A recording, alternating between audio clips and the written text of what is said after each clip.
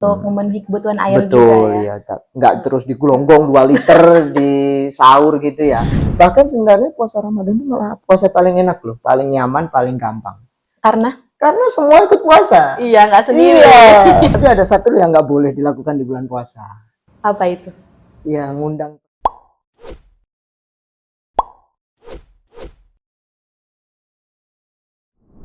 Mitosnya lagi tuh kan apa namanya, nggak boleh minum yang langsung es katanya, harus yang anget-anget gitu kan. Ini kan nggak tahu ini gimana kalau dari pandangan medis nih, Ya, Mas. minuman panas dan dingin yang ekstrim ketika Iya. perut kosong itu kan pasti akan menimbulkan ya, gejolak di lambung aja. Lebih ke Heeh. arah itu aja sebenarnya. Oh, tapi nggak ada efek apa-apa maksudnya? Ya, kalau orang yang punya rhinosinusitis gitu ya, misalnya alergi di hidung, sering meleran, hidung Heeh. ngumpet, istilahnya orang bilang pilekan gitu ya, pilek-pilek terus gitu. Nah, itu ya otomatis ada efek toh. Kayak gitu kalau minum es. Gitu aja. Tapi secara kesehatan yang setahu saya ya, Iya. setahu saya tuh kalau apakah harus yang hangat-hangat nggak harus ya.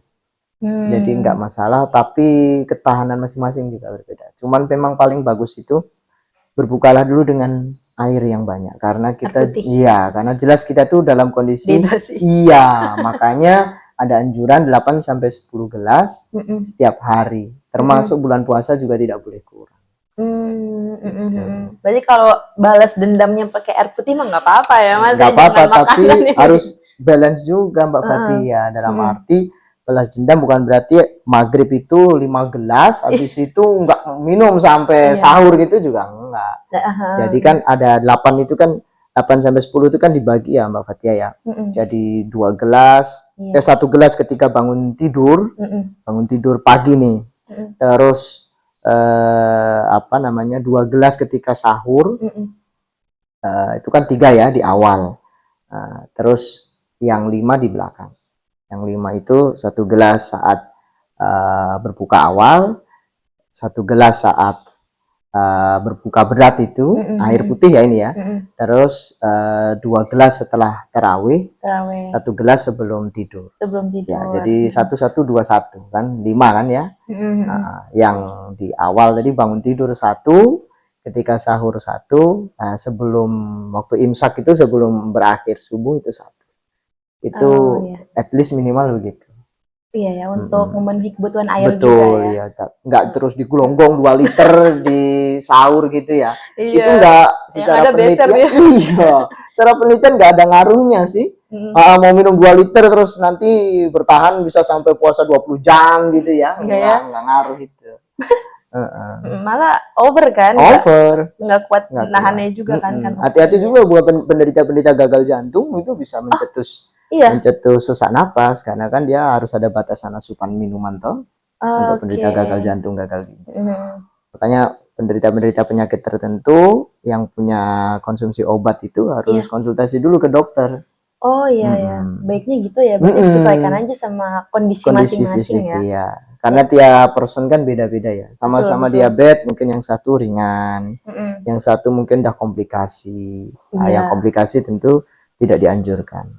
Oke, dan itu tadi mungkin anjuran dari dokter itu pun juga pasti akan berbeda-beda ya. Misalnya Bu coba kalau sahurnya makannya ini, kemudian bukanya ini, kayak gitu ya. Biasanya secara umum kalau untuk kebutuhan kalorinya akan disamakan ya, satu dokter itu ya. Untuk terapi itu mungkin akan sama. Hanya mungkin yang berbeda itu kondisi ke masing-masing orangnya. Apakah ini yang tadi saya bilang diabetesnya masih ringan atau sudah berat. Otomatis nanti advice dari dokternya juga pasti berbeda kan? Begitu pula yang GERD atau iya, dan penyakit-penyakit lainnya sih tentunya. Iya, contohnya gitu. Iya, dengan pola makan yang baik ya dan disesuaikan juga dengan kondisi masing-masing orang ini. Sebenarnya puasa itu bukan jadi halangan ya, berarti untuk justru sehat itu menurut jurnal tadi menurunkan LDL dan trigliserid dan menaikkan HDL. Itu bahkan di jurnal Indonesia juga sudah muncul di Akta Kardiologi Indonesia itu. Memang meta-analisis systematic review mengatakan kalau itu lebih bermanfaat justru pada laki-laki dan atlet, signifikan berpengaruhnya untuk menurunkan kolesterol total dan LDL itu. Mungkin karena atlet itu mungkin aktivitasnya tetap terjaga, nggak cuma tidur mulu gitu Iya, ya. betul. Produktif banget Iya, dan setiap hari. iya, dan laki-laki mungkin karena mayoritas mungkin bekerja ya, jadi mencari nafkah tuh seharian mungkin penuh ya. Ini ibu-ibu rumah tangga kan banyak di rumah ya, misalnya itu risiko itu untuk tidur terus. Tapi yang bapak-bapak juga sering tidur juga sih. Tidurnya tapi di kantor. Tidurnya di kantor. Oke. Tapi ya secara garis besar memang sebenarnya baik ya untuk kesehatan ya. Tapi ya gimana nantinya sih masing-masing orang ini juga menyesuaikan dengan pola makannya tadi di sahur, kemudian di bukanya juga. Betul. Terus tadi ya terkait air itu sendiri untuk memenuhi hidrasi tubuh. Bener ya? Iya betul, hidrasi tubuh, rehidrasi kan otomatis. Iya, dari dehidrasi menjadi hidrasi ya, kan? dehidrasi. Hidrasi tubuh gitu kan, dengan ya disesuaikan aja ya untuk berapa gelasnya pas di sahur, pas di berbuka juga kayak gitu. Kemudian untuk mitos-mitos tadi berarti sebenarnya nggak masalah, hanya saja kalau berlebihan tidak baik. Iya, apapun gitu yang ya? berlebihan pasti tidak baik. Betul. Iya. Karena prinsipnya kan kalau dalam Islam ya, kan kata Nabi itu kan sumu tasihul itu ya. Harus berpuasalah maka sehat itu ya. Iya. Kan kalau di Al-Qur'an kan wa antasumu khairul lakum itu kan, kalau kamu melihat bulan puasa maka berpuasalah jika kamu bisa, itu baik itu kan. Betul. Tapi kan kalau mengkana maridon aw ala safar itu ya, kalau kamu dalam keadaan sakit atau safar, faidatu min ayamin ukhor kan, mengganti dengan hari-hari lain. Dikodok lah. Iya, gitu ya. Itu memang untuk pekerja-pekerja berat itu memang ada dispensasi, memang berat sekali karena ketika puasa itu menghabiskan energi ya. Kalau ketika menghabiskan energi pas puasa itu memang berat sekali.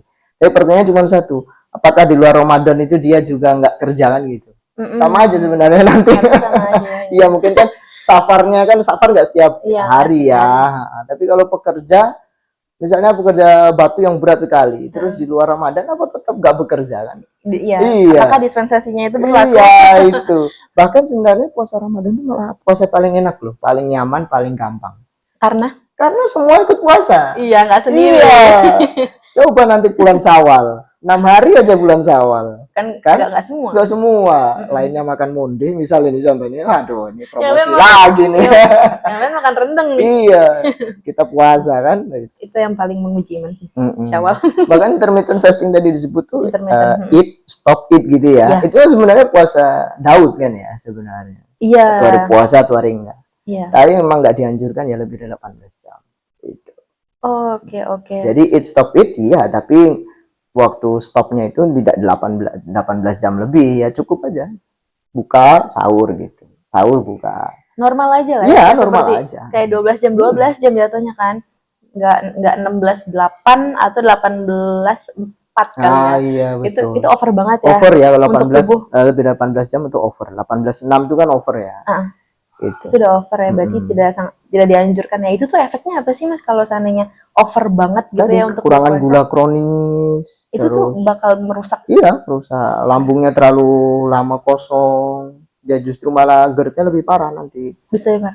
Dan lain-lain sebagainya. Atau bahkan bisa menimbulkan penyakit yang awalnya nggak ada. Bisa juga. Bisa menimbulkan misalnya apa ya? Saya perlu cari lebih dalam sih kalau itu. Terus ini juga sih kalau intermittent fasting itu kan puasa yang cukup panjang ya. Jadi emang harus persiapan. Tapi overall itu kalau penyakit-penyakit yang ringan masih bisa. Nah, seringnya kalau turun berat badan itu nggak tercapai itu karena sebenarnya pola tadi itu, buka puasanya yang over. Otomatis mau turun gimana kan sama aja. Gitu.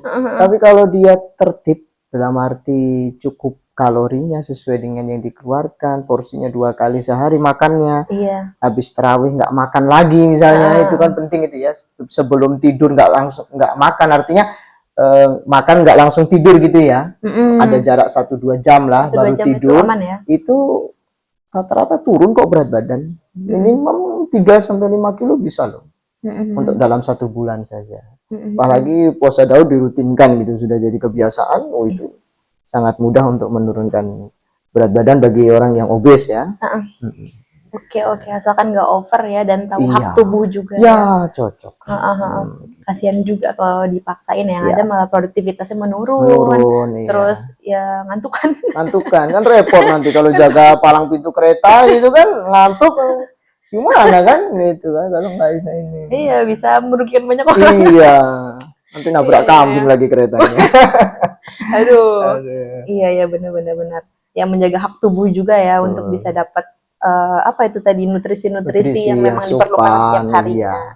Ah ya, oke, menarik banget sih. Aku juga jadinya banyak insight ya. Karena selama ini aku mikir kayak apa namanya? Kayaknya SS nggak boleh deh kalau awal buka puasa gitu kan. Walaupun sebenarnya banyak kalau kita bukber itu Heeh. biasanya es apa tuh ya? Es buah atau es Oh, sirup. es ini ya maksudnya es minuman ya maksudnya ya. Ya es minuman, iya es minuman itu. Aku awalnya ya itu mikirnya yang kayak gitu kayaknya nggak boleh deh. Apakah kayaknya tubuh bakal kaget gitu. Makanya aku Lebih biasanya ke lebih karena ke glukosanya tinggi sih, Mbak. tinggi ya. Kan risiko nanti kena diabetes tuh. Kalau yang terlalu manis. Mm-mm. Biasa kalau es begitu kan otomatis gulanya tinggi tuh. Mm-mm. Kadang sampai berapa sendok gula. Itu kan over dari kebutuhan harian gula. Kan ada Iya memang kebutuhan harian gula, kebutuhan harian garam, dan kebutuhan harian minyak atau lemak minyak-minyak. untuk dimasak.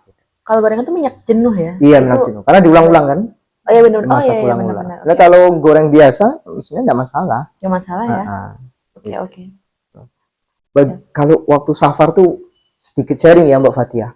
Aku dulu tuh pernah loh puasa itu pas perjalanan Perjalanan. pulang itu bukan main capeknya itu. Tapi Heeh. betul itu kalau memang diperbolehkan apa membatal terus ganti itu. Apalagi kalau pesawatnya delay-delay tuh Mbak. Ya Mm-mm. ampun. Udah mana kita jadinya bingung jam-jamnya kan Mm-mm. mundur atau Iya. maju. Soalnya kan kabupaten kan termasuk terpencil ya Mbak ya. Iya. Jadi perjalanannya itu minimal kalau sampai ke Jogja tuh ya sekitar 24 jam lah Oh full. iya. Oh, buka di jalan berarti. Sahur di jalan, buka di jalan. Nah, aduh. Terus akhirnya Mas batalin atau enggak? Atau lanjut? Paksain sih, tapi setelah itu tepar juga. Setelah itu nggak apa-apa deh, kompensasinya besok tidur Iya, saat. tepar. Tapi ada hal unik loh kalau hal yang terkait dengan kesehatan juga ya. Iya. Kalau kita pergi ke arah timur, Iya. itu puasa kita jadi lebih lebih cepat loh. Iya karena kan mereka Iya. buka duluan. Iya, Berarti oh ya, berarti kita dari Gitu. barat nih WIB nih. Iya. Ya, bisa langsung hemat 2 jam. Iya, betul, mati aja. Hemat 2 jam ke sana ya kan biar Hemat 2 lebih jam. cepat. Tapi nggak apa-apa sih sebenarnya Mas. Iya, Kan nggak apa. berbukanya itu kan Kan ngikut menyesuaikan waktunya, waktu mukim. tempat iya, waktu mukim, Nggak betul. dosa. Iya, nggak dosa Oke. sih. Oh, Baliknya yang menarik. sengsara kalau dari timur ke barat. Nambah 2 Nambah 2 jam. jam. Itu makanya saya tuh 24 jam, nambah 2 jam, jadi 26 jam. Oh, jadi 26. Iya. Sebenarnya puasanya nggak sampai 26 jam juga, tapi karena perjalanan 26 jam kan. Iya. Itu naik apa Mas? Lama banget. Kapal Oh, naik pertama. kapal. Kan Oh iya. pertama tuh berenang dulu, enggak lah ya, enggak berenang dulu. Naik speed dulu, naik speed itu ke kabupaten saya. Itu Kita kan beneran. Bajo itu kan di luar kabupaten, di pulau lagi. Iya. Bajo itu ke kabupaten saya tuh di Halmahera Selatan, Iya. di Bacan itu sekitar kalau naik speed sekitar 1 jam. Mm-mm. 1 jam kan? Masih transit ya? Iya, sampai di Bacan. Di Bacan naik kapal besar kayak Pelni gitu kan. Mm-mm. Itu sekitar 6 sampai 7 jam. Baru Oke. sampai di ibu kota provinsi Maluku Utara itu di Ternate itu. Mm-mm. Di Ternate itu baru ada bandara. Baru di situ naik Ya pesawat apa? bisa. Pesawat itu. Pesawat Airbus, bukan yang ATR sih, Airbus. Gitu. Iya. Nanti transit biasa kalau nggak di Jakarta di Makassar. Mm-mm. Itu baru sampai ke Jogja atau Surabaya. Mm-mm. Ya itu kalau pesawat ya otomatis minimal 4 jam tuh dari Ternate menuju ke Jogja situ. Wah, jauh.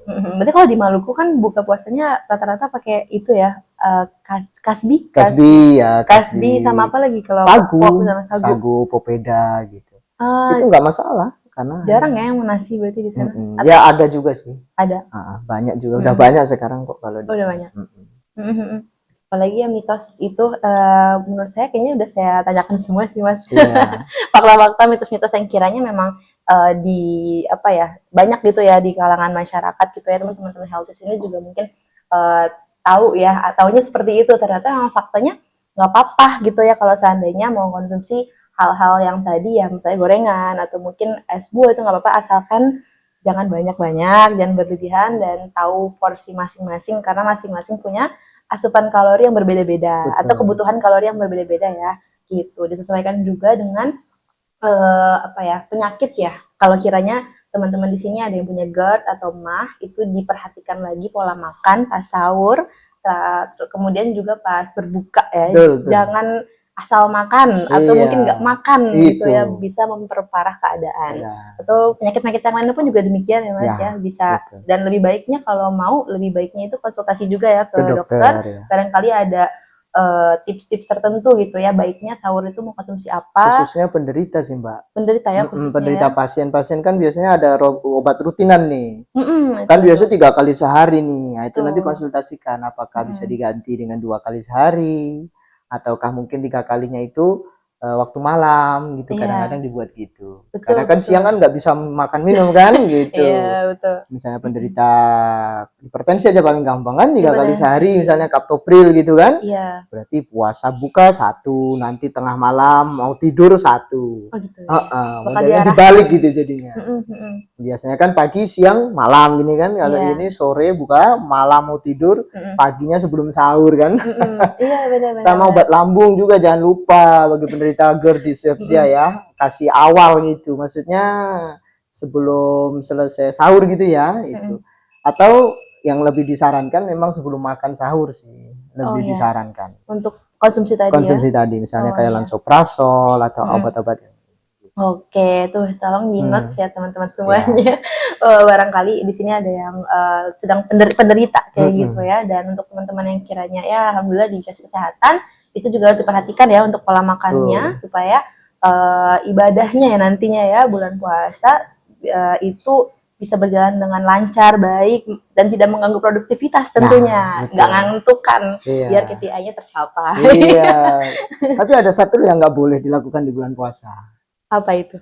Ya, ngundang pernikahan saat bulan puasa. Nggak ada makanan. Iya, itu nggak jadi ini kan, nggak jadi. Tapi hemat konsumsi Mas. Iya. Aduh. Masnya bisa aja ya. Iyalah. Tapi kayaknya jarang sih Mas ya. Tapi ada dulu kok COVID ada dulu. Oh, ada. Iya, itu COVID. Aku kan nggak ngundang sama-sama juga waktu itu. Oh iya. Waktu COVID yang nggak boleh rame-rame kan sama sekali. Menarik. Oh ya itu yang nggak boleh ya di note teman-teman. Iya. Ngundangnya nggak boleh, kalau nikahnya sih boleh-boleh aja kan. Ngundangnya, oh iya benar-benar. Soalnya sebagai tamu kan maunya makannya. Iya, so tamu diundang nggak dikasih makan kan ya. Iya, nggak enak kalau gitu angpaunya nggak keluar. Oke, Iya. banyak banget nih insight yang kita dapetin ya di sesi kali ini tentunya, wawasan-wawasan barangkali bisa teman-teman terapkan semuanya, dan tentunya insya Allah tidak bakal mengganggu produktivitas ya, atau mungkin kegiatan teman-teman di bulan puasa tentunya. So ya, jangan merasakan kewajiban ini, ya jangan khawatir ya akan terganggu sana sini ya, karena memang sebenarnya ada hal-hal baik juga ya dari yang namanya puasa tadi, seperti itu. Ya salah satunya adalah detoksifikasi, kemudian apalagi tadi Mas? Penurunan kolesterol ya. Nah, itu dia. Dan lainnya pasti banyak banget ya kayak gitu. Tentunya untuk kesehatan organ lain juga, ginjal. Istirahat. Ya, ginjal terus jantung. Biasa membuang kotoran-kotoran kan? Iya. Jadi berkurang kan bebannya untuk mencerna makanan, membuang kotoran. Istirahat dari operasional sehari-hari. Tapi nggak boleh berkepanjangan juga Mbak. Betul. Misalnya 1 tahun puasa setiap hari gitu kan. Jangan ya. Nggak boleh. Ya. Betul. Yang tadi jangan lebih dari 12 jam ya kalau bisa ya, 14 jam. Disesuaikan juga gitu ya dengan kemampuan tubuh itu tadi ya. Karena tubuh juga punya hak untuk diberikan nutrisi ya, dan juga ya protein dan sebagainya gitu ya yang memang dibutuhkan untuk bekerja lagi gitu ya. Bahkan Nabi kita aja nyontohkan bagus tuh Mbak. Ketika di luar puasa Ramadan pun juga tetap berpuasa, makanya selalu sehat kan. Selama hidupnya cuma tercatat 3 kali sakit kan Nabi Muhammad SAW. Nah, itu kan puasanya kan paling tidak Senin Kamis dengan 3 hari di tengah bulan ya yang jadi kan total paling 10 hari, 11 hari gitu 1 bulan. Jadi sisanya masih bisa berbuka tuh. Jadi kalau ngikut Nabi pasti sehat sih puasanya. Amin. Nggak setiap hari juga. Betul. hari yang memang dianjurkan. Dianjurkan Senin bahkan Kamis sunnah tambah ya. itu kan itu cuma 10 hari 11 hari sudah cukup. Betul dalam 1 tahun itu Iya ya kan kan. Senin Kamis 1 bulan paling cuma 8 toh. Iya. 189 kali kan 1 bulan itu. Betul. Gitu. Oke, menarik banget. Oke, teman-teman, itu kiranya ya hal-hal penting dan juga wawasan baru. Kami dari Optima Media Group juga mengucapkan ya selamat menunaikan ibadah puasa bagi seluruh umat muslim, khususnya para healthiest semuanya. Dan thank you juga untuk teman-teman Optima Health Podcast yang kiranya sudah mendengarkan podcast ini. Harapannya memang banyak insight dan wawasan ya yang kiranya bisa diimplementasikan sama teman-teman semuanya. Dan tolong like dan juga subscribe channel ini kalau kamu suka videonya, dan jangan lupa untuk komen juga nih di comment section gitu ya, barangkali ada topik-topik tertentu yang mau teman-teman denger seperti itu, yang mau kita bahas juga seperti itu. Baik, mungkin itu aja ya dari kami. Terima kasih sebelumnya Mas Aji ya, Dokter Aji atas ilmunya, sharing-sharingnya pada teman-teman healthiest semuanya. Aku Fadia Rizka juga pamit undur diri. Sampai jumpa di Optima Health Podcast selanjutnya. Bye-bye.